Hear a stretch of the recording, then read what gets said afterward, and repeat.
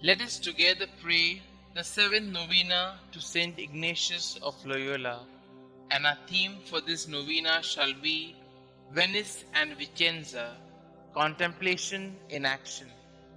In the name of the Father, and of the Son, and of the Holy Spirit. Amen. Introduction. The year 1537 is remarkable in the history of the Society, as in this year Saint Ignatius in his letter addressed his companions as friends in the Lord for the first time. Besides, the concept of the Society had just begun around this time to sprout in their hearts. To further strengthen the bonds among them, Ignatius wished his friends to be contemplatives in action. Contemplation in action would mean to learn how to be, to learn how to see, and to learn how to love, just like our first fathers. The world we live in is a hurried world of schedules and rushing and cramming. There's almost too much to do and seldom any time to stop, relish, and to be. This is the world in which we are called to be, to see, and to love. Through the intercession of Saint Ignatius, may we be able to see all things new in Christ and find Christ in all things. During this novena, we shall pray for the grace, for the interior knowledge of so great a good received, in order that being entirely grateful, we may be able in all to love and serve the Divine Majesty. Opening prayer. God, our Father and Mother, you are omnipresent in light and darkness, joys and sorrow, in life and death.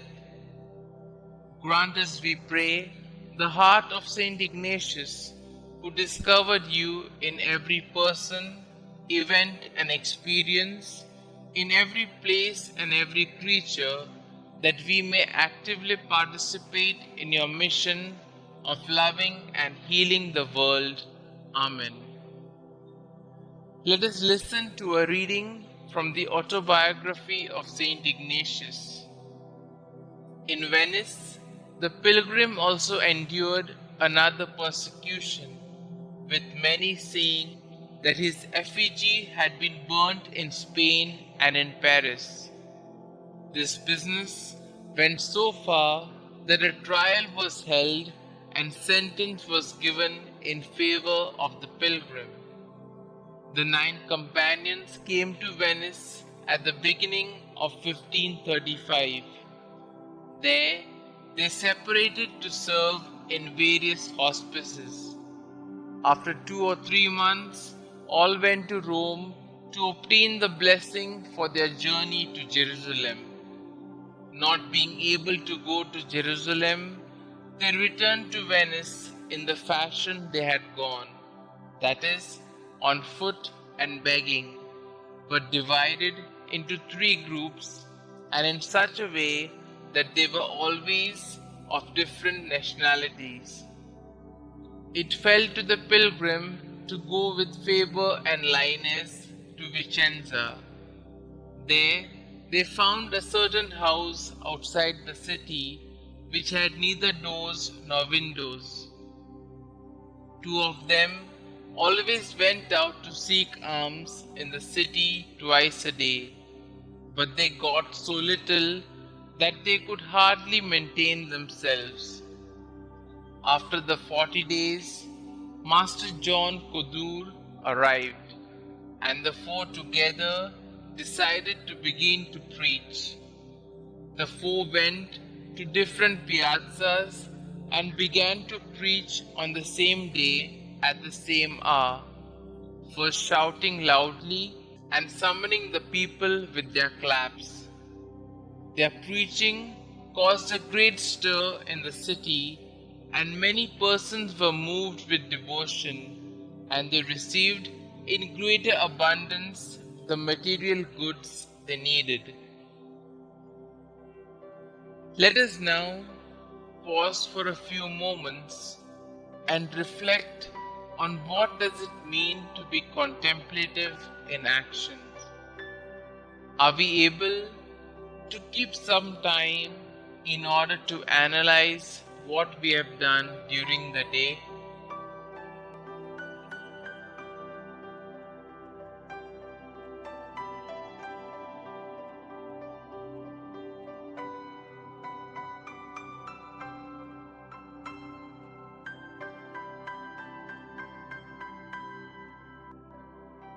Being contemplative in action is an Ignatian gift for us today.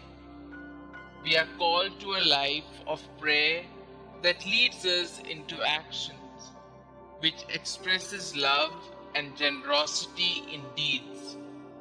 Being contemplatives, we pause every day in silence, reflect, be still, and be with God. Ignatian contemplation in action is nothing but how our prayer forms and transforms us and helps us discern how we are being invited to share the love of God that we have experienced with people out in the world. Who could be a better example than our Lord Himself, who paused, prayed, and acted? Being a contemplative in action calls us to be two profound, prophetic, and bold witnesses. Saint Ignatius and his companions' actions followed their prayer. They lived a life of the poor, served in hospices of Venice, and preached at Vicenza.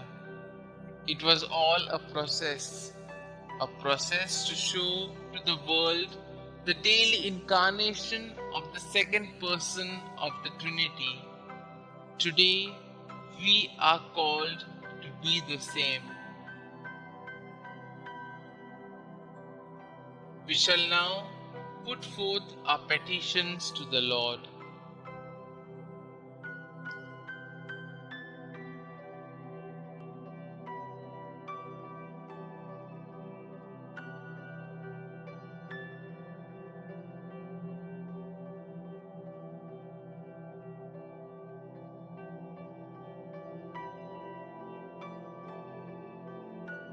Our response shall be, Lord, hear our prayer, that as an apostolic body in the Church, we pray that you guide the leaders of the Church, Pope, bishops, priests, deacons, ministers, and catechists in the same spirit to fulfill the mission you began. For this we pray, Lord, hear our prayer. Loving Holy Spirit, we thank you for confirming our vocation to the Society of Jesus.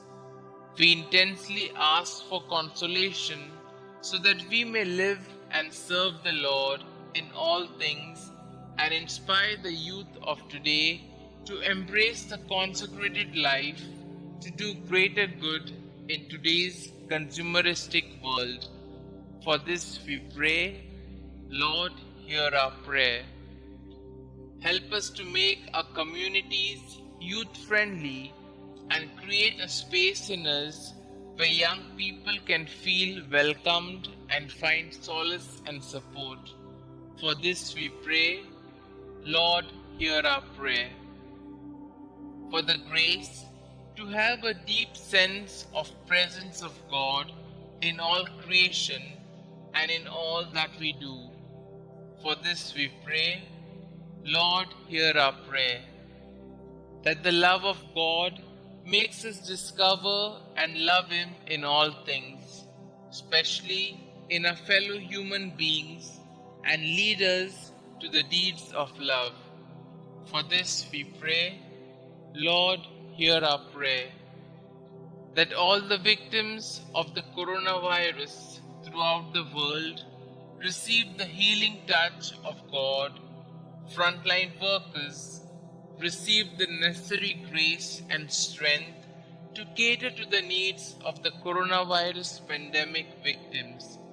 For this we pray, Lord, hear our prayer. Our Father who art in heaven, hallowed be thy name. Thy kingdom come, thy will be done, on earth as it is in heaven. Give us this day our daily bread, and forgive us our trespasses, as we forgive those who trespass against us. And lead us not into temptation, but deliver us from all evil.